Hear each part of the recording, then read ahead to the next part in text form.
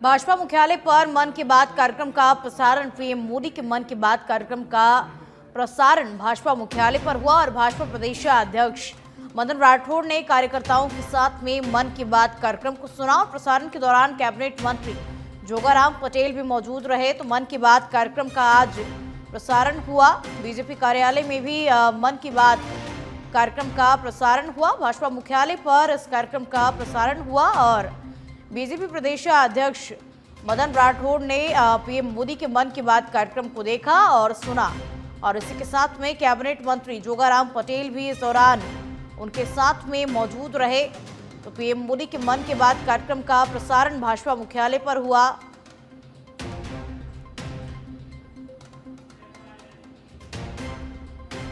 Anti gangster task force Jhunjhunu और Pilani police ने संयुक्त कार्रवाई करते हुए स्ट्रीट शीटर सूरज उर्फ गुंडी को गिरफ्तार किया है और आरोपी से पिलानी में ही पूर्व में फिरौती के लिए फायरिंग करने और बड़ी वारदात को अंजाम देने के लिए लाए गए अवैध हथियार, देसी पिस्टल और 4 जिंदा कारतूस भी जब्त किए गए हैं। सीआई रणजीत सिंह सेवदा ने बताया कि अवैध हथियारों के विरुद्ध चलाए जा रहे अभियान के दौरान हिस्ट्री शीटर को गिरफ्तार कर उसके घर से अवैध हथियार बरामद किए गए हैं और पुलिस ने देसी पिस्टल और 4 जिंदा कारतूस को बरामद किया। हिस्ट्री शीटर अवैध हथियार के साथ में उसको गिरफ्तार भी किया गया। एंटी गैंगस्टर टास्क फोर्स और पुलिस ने आरोपी को गिरफ्तार किया और गिरफ्तार कर उसके घर से अवैध हथियार भी पुलिस ने बरामद किए हैं।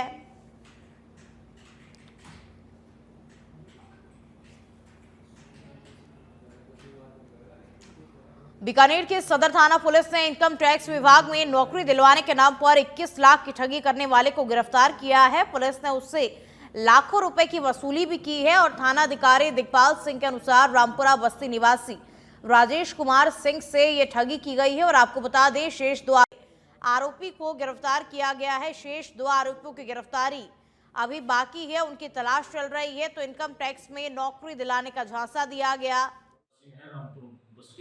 रामपुरा बस्ती के उन्होंने एफआईआर दर्ज करवाई थी कि उनके साथ में नौकरी का लगाने के नाम पे झांसा देकर इनकम टैक्स में नौकरी लगाने की बात थी और उससे 21 लाख रुपए ठग लिए। इसमें से हमने जसकरण सिंह जो सिरसा का रहने वाला है उसको गिरफ्तार किया है। इन लोगों ने परिवादी से 21 लाख रुपए की ठगी की थी और उसको फर्जी नियुक्ति पत्र दे दिए, दिल्ली बुलाकर फर्जी तरीके से मेडिकल करवा दिया और ट्रेनिंग का भी उसको एक फर्जी तरीके से ट्रेनिंग के नाम पे भी उससे। प्रतापगढ़ में राजस्थान दिवस के अवसर पर रन फॉर फिट राजस्थान का आयोजन किया गया। ये दौड़ मिनी सचिवालय से शुरू हुई, जिसमें जिला कलेक्टर डॉक्टर अंजलि राजौरिया और पुलिस अधीक्षक विनीत कुमार बंसल ने हरी झंडी दिखाकर के इस दौड़ को रवाना किया। तो डीएम और एसपी ने इस दौड़ को हरी झंडी दिखाई। राजस्थान दिवस पर इस दौड़ का आयोजन किया गया। तो रन फॉर फिट राजस्थान का आयोजन और आज इसका 6ठा दिन। डीएम और एसपी ने हरी झंडी दिखाकर के दौड़ को रवाना किया। और अब खबर कैरतल तिजारा से है, जहां पर आदर्श विद्या मंदिर के जरिए नव संवत्सर मनाया गया, जिसमें विद्यालय के जरिए अंबेडकर चौक, टेऊराम चौक और अग्रसेन चौक पर नव संवत्सर के कार्यक्रम आयोजित हुए और आमजन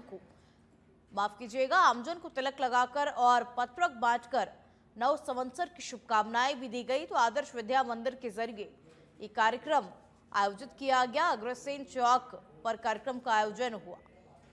और अब खबर झुंझुनू से है, जहां पर होली स्नेह मिलन कार्यक्रम का आयोजन हुआ, जिसमें हरियाणा के सीएम नायब सैनी ने शिरकत की। इस दौरान उन्होंने यमुना के पानी के इंतजार को लेकर कहा कि जो एमओयू किया गया है उसके अनुसार यमुना का पानी शेखावटी को देंगे। और उन्होंने कहा कि हरियाणा और राजस्थान का सिर्फ एक सीमा का रिश्ता नहीं है, बल्कि हमारा रोटी बेटी का रिश्ता है। तो यमुना का पानी मिलने का ये पूरा मामला, इस पर उन्होंने कहा कि राजस्थान और हरियाणा का रिश्ता बहुत पक्का है। ये हमारे सीमाओं का संबंध नहीं है, मैंने इसलिए कहा है ये हमारा सीमाओं का संबंध नहीं है, हमारा हरियाणा और राजस्थान का रोटी बेटी का संबंध है। हाँ, उसके ऊपर काम चल रहा है। हमने एसआईटी बना दी है, क्योंकि दोनों स्टेट्स के अधिकारी वो बैठ करके उसकी डीपीआर तैयार करेंगे। तो डीपीआर के बाद नहीं, देखिए हमारी तरफ से कोई वो नहीं है, देरी नहीं है हमारी तरफ से, क्योंकि जो आदरणीय प्रधानमंत्री जी ने और हमारा जो राजस्थान सरकार से एमओयू हुआ है उसको कल राजस्थान दिवस है। मैं राजस्थान के लोगों को बहुत बहुत बधाई और शुभकामनाएं राजस्थान दिवस की देता हूं। और हमारे प्रदेश के राजस्थान के आदरणीय मुख्यमंत्री भजनलाल शर्मा जी, उनको और उनकी पूरी कैबिनेट को मैं बहुत बहुत बधाई और शुभकामनाएं। ब्यावर के जवाजा में अजमेर नेशनल हाईवे 58 पर नाहरपुरा किनारा पेट्रोल पंप के सामने एक सड़क हादसा हुआ जिसमें एक व्यक्ति की मौत हो गई और एक अन्य घायल हो गया। जवाजा थानाधिकारी महादेव गुर्जर ने बताया कि कार बेकाबू होकर पलटने के कारण यह हादसा हुआ और इस हादसे में एक व्यक्ति की मौत भी हो गई है और अन्य लोग घायल बताए जा रहे हैं जिनका इलाज इस वक्त अस्पताल में जारी है। तो कार बेकाबू होकर के पलटने से ये पूरा हादसा हुआ, एक व्यक्ति की मौत हुई, एक अन्य घायल भी है इसमें। और चलिए अब खबरों में आगे बढ़ते हैं। जैसलमेर के रामदेवरा में हिंदू नववर्ष के उपलक्ष्य में फूलों से बाबा रामदेवरा का भव्य दरबार सजाया गया है। 1 दर्जन से अधिक विविध प्रकार के फूलों से 7 क्विंटल फूलों से बाबा रामदेव का दरबार सजाया गया है। आपको बता दें कि इस मौके पर देश भर में हजारों की संख्या में बाबा रामदेव की समाधि के दर्शन करने नववर्ष के उपलक्ष्य में श्रद्धालु पहुंच रहे हैं। तो साज सज्जा दरबार में की गई है। 700 किलो फूलों से रामदेव बाबा के दरबार को सजाया गया है। और दौसा में हिंदू नववर्ष और चैत्र नवरात्र के पावन अवसर पर श्री बलराम सत्संग समिति के जरिए राज इंटरनेशनल स्कूल में भव्य सत्संग का आयोजन किया गया। इस आयोजन में बड़ी संख्या में श्रद्धालु शामिल हुए और भक्ति भाव से सराबोर नजर आए। कार्यक्रम के मुख्य अतिथि महुआ विधायक राजेंद्र मीणा रहे जिन्होंने भजनों का आनंद लेते हुए भक्तों के साथ भक्ति में लीन होकर के नृत्य भी किया। तो हिंदू नववर्ष पर भव्य सत्संग का यह आयोजन किया गया। बिल्कुल, मैं आज नवरात्रा के शुभ अवसर पर मेरे क्षेत्र की जनता को, पूरे प्रदेश के भाइयों को नवरात्रा की, साथ ही नव संवत जो हिंदू धर्म में आज से नववर्ष की शुरुआत हुई है, मैं पूरे क्षेत्रवासियों को बहुत सुप्रीम कोर्ट के दिए गए फैसले आरक्षण के वर्गीकरण लागू करने की मांग को लेकर के बांसवाड़ा में बैठक आयोजित हुई। तो वहीं राजस्थान आरक्षण वर्गीकरण को लागू करने को लेकर के कलेक्टर को मुख्यमंत्री के नाम ज्ञापन सौंपा गया। साथ ही राजस्थान में आरक्षण वर्गीकरण लागू करने की मांग की, तो वहीं लागू नहीं करने पर आंदोलन की भी चेतावनी दी गई है और आरक्षण में उपवर्गीकरण लागू करने की मांग की गई है। और देखिए ये भी कहा गया है कि अगर मांग नहीं मानी गई तो आंदोलन भी किया जाएगा। बांसवाड़ा में ST/SC समाज के लोगों की बैठक और आरक्षण में उपवर्गीकरण लागू करने की मांग को लेकर के बैठक हुई। कलेक्टर को CM के नाम ज्ञापन भी सौंपा गया। 2024 को माननीय सुप्रीम कोर्ट का एक फैसला आया, SC/ST में पूरे भारत में राज्य सरकारें अपने अपने स्तर पर आरक्षण में वर्गीकरण यानी कोटे में कोटा लागू करें।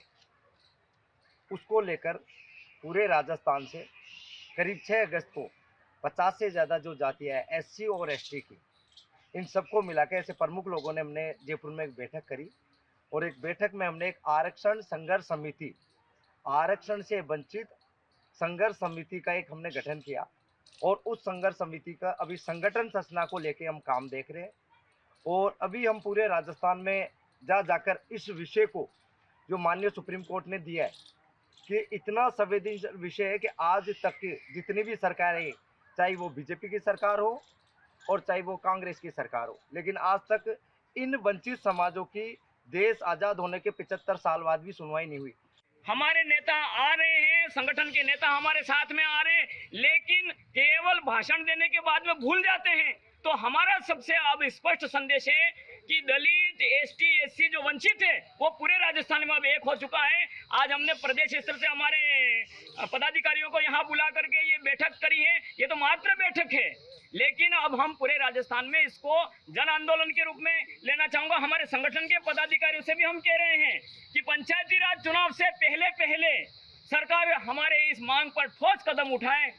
अलवर शहर के भगत सिंह सर्कल के समीप सड़क किनारे लगे 2 अस्थायी दुकानों में अचानक आग लग गई। आग लगने के कारणों का अभी तक पता नहीं चल पाया है, लेकिन दुकान मालिक राहुल सोनी का आरोप है कि किसी ने रंजिश के चलते उसके खोखों में आग लगाई और घटना की सूचना मिलते ही पुलिस भी मौके पर पहुंची और मामले की जांच को शुरू कर दिया गया है। फिलहाल आग लगने के पीछे की असली वजह अभी तक सामने नहीं आई है, लेकिन पुलिस का कहना है कि सभी पहलुओं पर जांच की जा रही है।